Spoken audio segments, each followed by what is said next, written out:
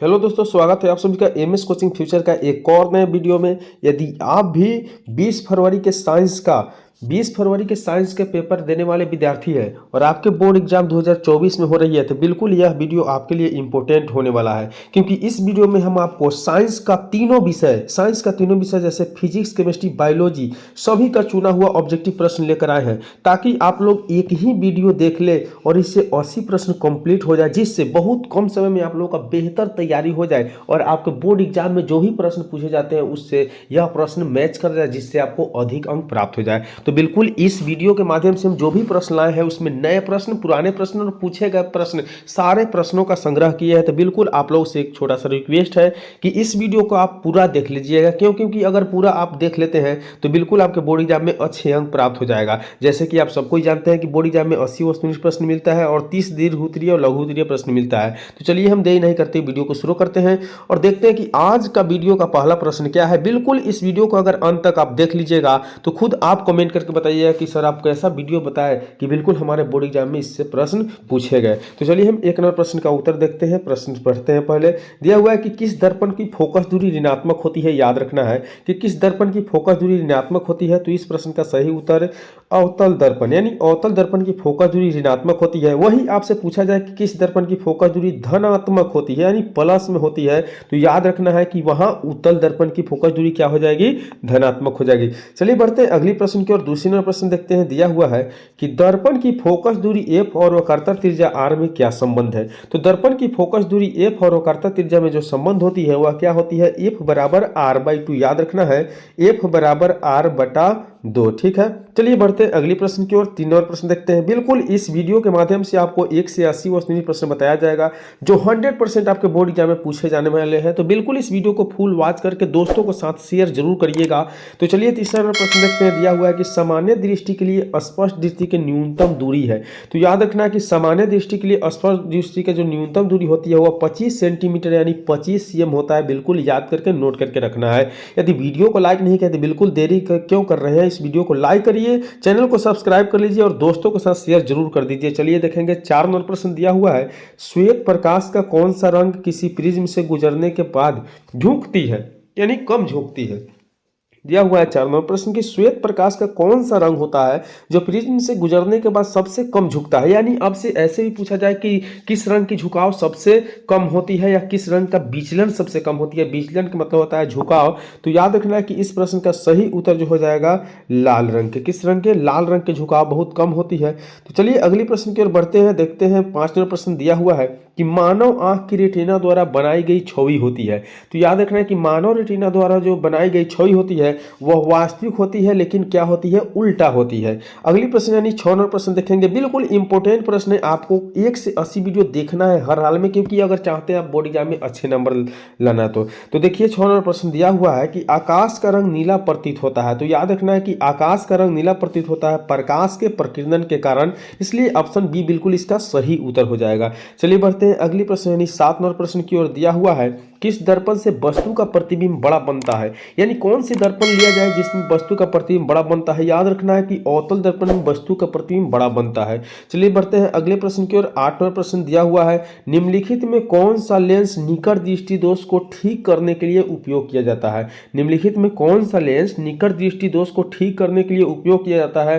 तो याद रखना है कि 8 नंबर प्रश्न का सही उत्तर अवतल लेंस, यानी अवतल लेंस का उपयोग निकट दृष्टि दोष को क्या करने के लिए, ठीक करने के लिए किया जाता है। अगली प्रश्न 9 नंबर प्रश्न दिया हुआ है कि निम्नांकित में से कौन उपकरण विद्युत धारा की उपस्थिति दर्शाता है। तो याद रखना है कि यह प्रश्न का सही उत्तर हो जाएगा गैल्वेनोमीटर, यानी निम्नलिखित में से गैल्वेनोमीटर जो है क्या करता है कि विद्युत धारा की उपस्थिति को दर्शाता है, इसलिए ऑप्शन ए बिल्कुल इसका सही उत्तर हो जाएगा। चलिए बढ़ते हैं अगली प्रश्न की ओर। 10 नंबर प्रश्न दिया हुआ है कि दाएं हाथ के अंगूठे के नियम को किसने प्रतिपादित किया था। तो याद रखना है कि दाएं हाथ के अंगूठे के नियम को मैक्सवेल के द्वारा प्रतिपादित किया गया था, इसलिए ऑप्शन डी बिल्कुल इसका सही उत्तर है। अभी तक यदि वीडियो को लाइक नहीं किए तो बिल्कुल लाइक करके चैनल को सब्सक्राइब करके दोस्तों के साथ शेयर जरूर कर दीजिएगा। तो चलिए 11 नंबर प्रश्न देखते हैं। दिया हुआ है कि विभवांतर का एसआई मात्रक क्या है।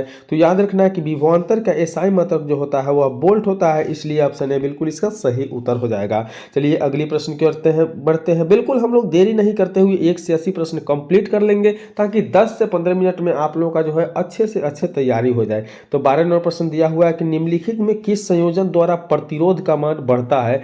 तो याद रखना है कि श्रेणी क्रम संयोजन के द्वारा प्रतिरोध का मान बिल्कुल क्या होता है, बढ़ता है।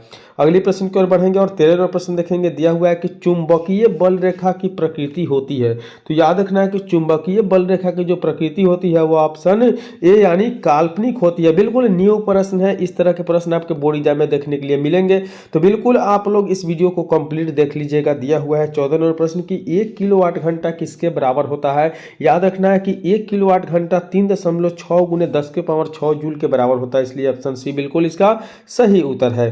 चलिए बढ़ते हैं अगली प्रश्न की ओर। 15 नंबर प्रश्न दिया हुआ है कि नवीकरणीय ऊर्जा का स्रोत क्या है। याद रखना है कि नवीकरणीय ऊर्जा का स्रोत क्या है। तो याद रखना है कि सौर ऊर्जा नवीकरणीय ऊर्जा का स्रोत है, क्योंकि इसकी ऊर्जा कभी खत्म होने वाली नहीं है। चलिए बढ़ते हैं अगली प्रश्न यानी 16 नंबर प्रश्न की ओर। दिया हुआ है कि कौन सा लेंस अपसारी लेंस भी कहा जाता है, यानी किस लेंस को अपसारी लेंस भी कहा जाता है। याद रखना है कि अवतल लेंस को अपसारी लेंस कहा जाता है, वहीं अगर अभिसारी की बात करें तो उत्तल लेंस कहा जाता है। बिल्कुल एक एक प्रश्न को कंफर्म करके, ताकि इस तरह के प्रश्न पूछे जाते हैं और आप लोग आसान तरीका से बनाकर चले आए। तो चलिए 17 नंबर प्रश्न देखेंगे। प्रकाश का प्राथमिक वर्ण कौन सा है। याद रखना बहुत इंपॉर्टेंट प्रश्न है। तो प्रकाश का प्राथमिक वर्ण जो होता है बिल्कुल ये सभी होता है, लाल नीला हरा, वैसे 7 रंग का वर्णपट होता है, सभी एक प्राथमिक रंग होता है। चलिए बढ़ते हैं अगली प्रश्न यानी 18 नंबर प्रश्न की ओर। दिया हुआ है कि निम्नलिखित में कौन नेत्र का रंगीन भाग। तो इस प्रश्न का सही उत्तर आइरिस होता है, इसलिए ऑप्शन डी बिल्कुल इसका सही उत्तर है। निम्नलिखित में कौन नेत्र का रंगीन भाग होता है। याद रखना है कि आइरिस नेत्र का रंगीन भाग होता है। अगले प्रश्न की ओर बढ़ेंगे और 19 नंबर प्रश्न देखेंगे। दिया हुआ है कि 1 HP बराबर होता है, यानी 1 हर्स पावर किसके बराबर होता है।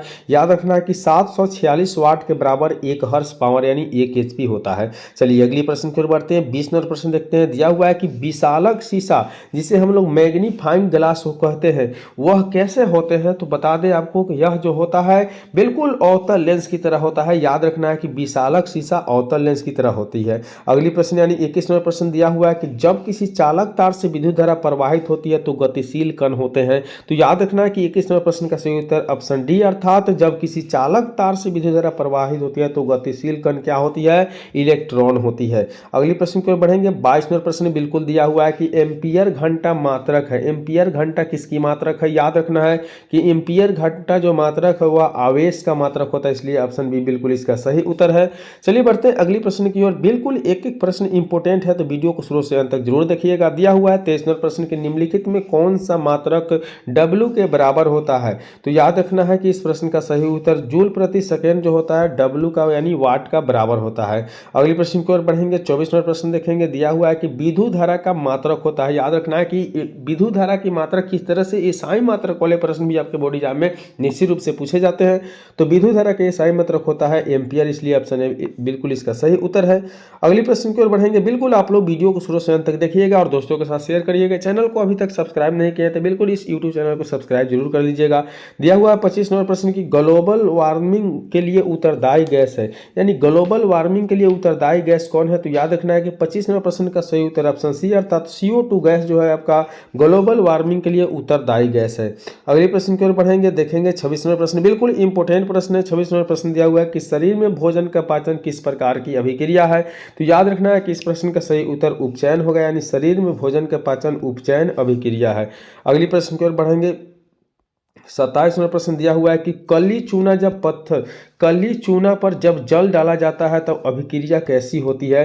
तो याद रखना है कि कली चूना पर जब जल डाला जाता है तो वह अभिक्रिया ऊष्माक्षेपी होती है। बिल्कुल इंपॉर्टेंट प्रश्न, नए पुराने प्रश्न इस वीडियो के माध्यम से सभी तरह के प्रश्न देखने को मिलेगा, तो बिल्कुल आप लोग वीडियो कंप्लीट यानी शुरू से अंत तक जरूर देखिएगा। दिया हुआ है 28 नंबर प्रश्न के निम्नलिखित में कौन सबसे अधिक अभिक्रियाशील है। तो याद रखना है कि सबसे अधिक क्रियाशील जो होती है वह Cu अर्थात कॉपर होती है। अगली प्रश्न की ओर बढ़ेंगे। देखेंगे 29 नंबर प्रश्न दिया हुआ है कि चूना जल का रासायनिक सूत्र क्या है। तो याद रखना है कि चूना जल का रासायनिक सूत्र CaOH का होल 2 हो जाता है। बिल्कुल जल की मात्रा पढ़ने पे चूना जल की रासायनिक सूत्र CaOH का होल 2 होता है। अगली प्रश्न में 30 नंबर प्रश्न दिया हुआ है कि कोई विलयन लाल लिटमस को नीला कर देता है, इसका pH मान कितना होना चाहिए। तो याद रखना है कि A और B दोनों अर्थात कहा गया तो 11 और 12 भी होता है। चलिए अगली प्रश्न की ओर देखेंगे। दिया हुआ है 31 35 नंबर प्रश्न की एल्काइन में कार्बन कार्बन के बीच कितने सहसंयोजक बंधन होते हैं? तो बिल्कुल एल्केन, एल्कीन, एल्काइन याद कर लेना है। तो इस प्रश्न का सही उत्तर जो हो जाएगा ऑप्शन सी अर्थात तीन कार्बन कार्बन के बीच इस तरह से 3 बॉन्ड होते हैं। चलिए बढ़ते हैं अगली प्रश्न की ओर, यानी 32 नंबर प्रश्न देखते हैं। अगली प्रश्न दिया हुआ है कि ग्लूकोज का आणविक सूत्र क्या है? तो याद रखना है कि ग्लूकोज का आणविक सूत्र C6H12O6 होता है। चलिए बढ़ते हैं अगली प्रश्न यानी 33 नंबर प्रश्न की ओर। बिल्कुल इंपोर्टेंट प्रश्न है, तो वीडियो को शुरू से अंत जरूर देख लीजिएगा। दिया हुआ है कि उच्च वसीय अम्लों के सोडियम लवण कहलाते हैं। याद रखना है कि उच्च वसीय अम्लों के सोडियम लवण क्या कहलाते हैं? तो इस प्रश्न का सही उत्तर ऑप्शन ए अर्थात साबुन कहलाते हैं। चलिए बढ़ते हैं अगली प्रश्न की ओर, देखते हैं 34वां प्रश्न दिया हुआ है कि बॉन्ड CHO अभिक्रियाशील मूलक को क्या कहते हैं? तो याद रखना है कि बॉन्ड CHO अभिक्रियाशील मूलक को कहा जाता है बिल्कुल ऑप्शन ए अर्थात एल्डिहाइड कहा जाता है, याद रखना है। चलिए बढ़ते हैं अगली प्रश्न की ओर, 35वां प्रश्न देखेंगे। दिया हुआ है कि आवर्त सारणी के किसी आवर्त में बाएं से दाएं जाने पर तत्वों के परमाणु की त्रिज्या क्या होती है? तो 35वां प्रश्न का सही उत्तर हो जाएगा ऑप्शन ए अर्थात घटती जाती है। बिल्कुल करेक्ट आंसर है, सही उत्तर है। अगली प्रश्न की ओर बढ़ेंगे। 36वां प्रश्न देखेंगे। दिया हुआ है कि निम्नांकित तत्वों को उनके अधातु के गुण के अनुसार बढ़ते क्रम में सजाए तो लिथियम और क्या है ऑक्सीजन, कार्बन और बेरियम और फ्लोरियम क्या कहाँ रखा जाएगा? तो बिल्कुल इसमें LiOC और Be और F कहाँ रखा जाएगा? तो इस प्रश्न का सही उत्तर जो हो जाएगा याद रखना है कि B यानी Li से बड़ा हो जाएगा, Li से बड़ा बराबर क्या हो जाएगा Be और इससे बड़ा हो जाएगा C। इस तरह से आप सजा लेना है बिल्कुल। चलिए अगली प्रश्न की ओर बढ़ते हैं। 37वां प्रश्न देखते हैं। दिया हुआ है कि सिलिकॉन क्या है? याद रखना है कि सिलिकॉन क्या है? तो 37वां प्रश्न का सही उत्तर ऑप्शन सी अर्थात सिलिकॉन जो है बिल्कुल उपधातु है, याद रखना है। अगली प्रश्न की ओर बढ़ते हैं और देखते हैं 38वां प्रश्न दिया हुआ है कि निम्नांकित में से विद्युत धनात्मक तत्व है। तो याद रखना है कि विद्युत धनात्मक जो तत्व होता है वह आपका होता है ऑप्शन सी अर्थात सोडियम एक विद्युत धनात्मक तत्व होती है। चलिए बढ़ते हैं अगली प्रश्न की ओर। 39वां प्रश्न दिया हुआ है कि टिहरी बांध का निर्माण किस प्रदेश में किया गया है? तो याद रखना है कि टिहरी बांध का निर्माण जो है उत्तराखंड में किया गया, इसलिए ऑप्शन बी बिल्कुल इसका सही उत्तर है।